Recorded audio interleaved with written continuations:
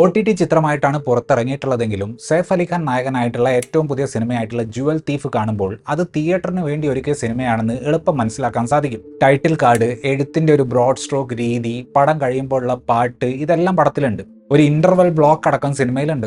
Robbie Grewal സംവിധാനം ചെയ്ത ഈ സിനിമ പിന്നീട് കുക്കി ഗുലാട്ടിയുടെ സംവിധാനത്തിൽ റീഷൂട്ട് ചെയ്യപ്പെട്ടിരുന്നു. ഇത്രയൊക്കെ പണിയെടുത്തിട്ടും ഈ പടം കണ്ടു കഴിഞ്ഞാൽ റേസ് ഫ്രാഞ്ചൈസിൽ നിന്ന് റിജക്റ്റ് ആയ ഒരു സിനിമ പോലെയാണ് തോന്നുക. എന്ത് ചെയ്താലാണ് ഒന്ന് ഹിറ്റ് അടിക്കാൻ പറ്റുക എന്ന് ആലോചിച്ച് തലപോയിക്കുന്ന ബോളിവുഡിനെ ഈ സിനിമയിൽ നമുക്ക് കാണാൻ സാധിക്കും.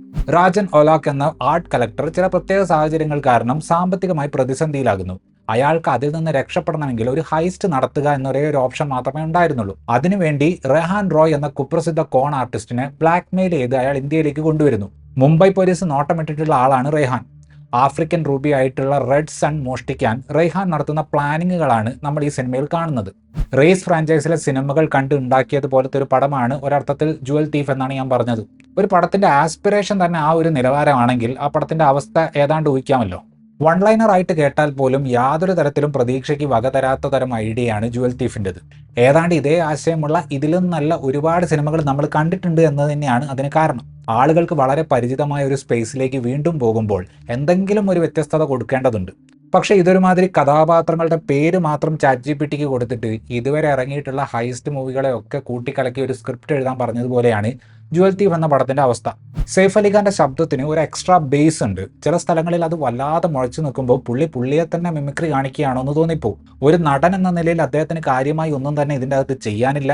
ആകമൊത്തത്തിലുള്ള ഡയലോഗുകളുടെയും സീനുകളുടെയും ഒക്കെ ഒരു നിലവാരം വെച്ച് നോക്കുമ്പോൾ ഭാവിയിൽ ഈ സിനിമ ഉണ്ടാക്കിയതിനെ പറ്റി ഏതെങ്കിലും ഇന്റർവ്യൂവിൽ സൈഫ് പറയുന്നത് കേൾക്കാൻ എനിക്ക് നല്ല ആഗ്രഹമുണ്ട്. പഴയ സിനിമകളെ കുറിച്ച് അദ്ദേഹം ഇന്റർവ്യൂകളിൽ സംസാരിക്കുന്നത് കേൾക്കാൻ നല്ല രസമാണ്. ഈ സിനിമയിൽ നിന്ന് എന്തെങ്കിലും ഒരു സന്തോഷം തരുന്ന ടേക്ക് അവേ ഉണ്ടോ എന്ന് ചോദിച്ചാൽ പടം കഴിയുമ്പോഴുള്ള പാട്ടിൽ ജയദീപ് അഹ്ലാവത്ത് ഡാൻസ് കളിക്കുന്ന ചില ഭാഗങ്ങളുണ്ട്. പുള്ളി അങ്ങനെ കാണാൻ നല്ല രസമായിരുന്നു. അടിപൊളി ഡ്രസ്സുകളും ലക്ഷറി കാറുകളും പ്രൈവറ്റ് ജെറ്റും ഒക്കെയുള്ള കഥാപാത്രത്തെയാണ് അദ്ദേഹം ഈ സിനിമയിൽ അവതരിപ്പിച്ചിട്ടുള്ളത്.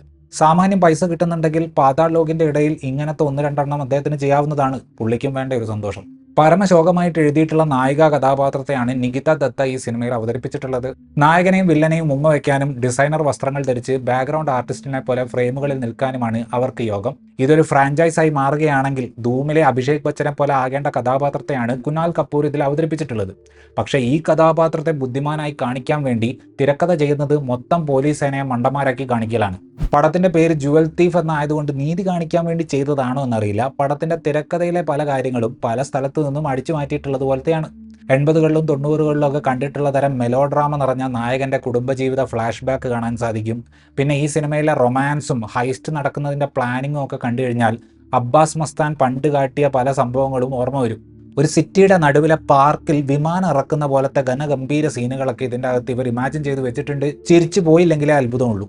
കുക്കി ഗുലാട്ടിയെ വെച്ച് പടം റീഷൂട്ട് ചെയ്യുന്നതിനേക്കാൾ എഡിറ്റിങ്ങിൽ പടത്തിന്റെ സ്വഭാവം മാറ്റി ഇതിനെ റേസിന്റെ സ്പൂഫാക്കി മാറ്റിയിരുന്നെങ്കിൽ പടം കുറച്ചുകൂടെ എന്റർടൈനിങ് ആയനെ. മറ്റേ ജോണി ഇംഗ്ലീഷ് ഒക്കെ ചെയ്തില്ലേ അതേപോലെ. ജിഷ്ണു ഭട്ടചാർജിയുടെ സിനിമാറ്റോഗ്രാഫി വിഷ്വലുകളെ ഭംഗിയാക്കാൻ വേണ്ടി നിയോൺ ലൈറ്റുകൾ ചറപറ ഉപയോഗിക്കുന്നുണ്ട്. പടം ആകമൊത്തത്ത് കണ്ടു കഴിഞ്ഞാൽ ഏതാണ്ട് ഒരു ഗെയിം പോലെയുണ്ട്.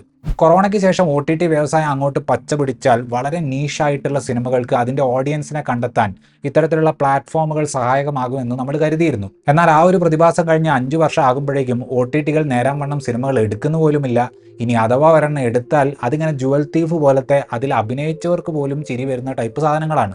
ദിൽ ചാത്താ ഹൈ എന്ന സിനിമയ്ക്ക് മുന്നേ താൻ ചെയ്തിരുന്ന സിനിമകളുടെ നിലവാരത്തെക്കുറിച്ച് സൈഫ് അലി ഖാൻ പല ഇന്റർവ്യൂകളിലും രസകരമായ രീതിയിൽ സംസാരിക്കാറുണ്ട്. ജുവൽ തീഫ് ഒരർത്ഥത്തിൽ സൈഫിന്റെ കരിയറിന്റെ ആ ഒരു ഫേസിനോടുള്ള ഒരു ട്രിബ്യൂട്ട് പോലെയാണ് തോന്നിയത്. ഇത്രയുമായിരുന്നു ഈ സിനിമയെക്കുറിച്ചിട്ടുള്ള എൻ്റെ റിവ്യൂ. വീഡിയോ ഇഷ്ടപ്പെട്ടാൽ ലൈക്ക് ചെയ്യുമെന്നും കൂടുതൽ ഇത്തരത്തിലുള്ള വീഡിയോകൾക്ക് വേണ്ടി ചാനൽ സബ്സ്ക്രൈബ് ചെയ്യുമെന്നും പ്രതീക്ഷിക്കുന്നു. താങ്ക്